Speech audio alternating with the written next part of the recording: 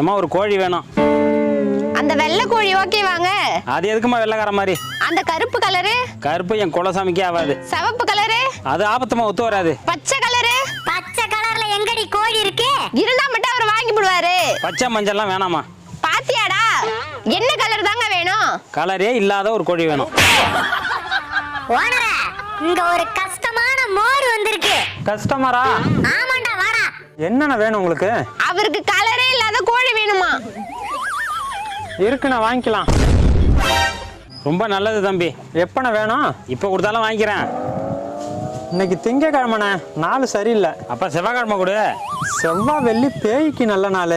புதன்? புதன்ல பொண்ணே கிடைக்காது, கோழி எப்படிண்ணே கிடைக்கும்? வியாழன்?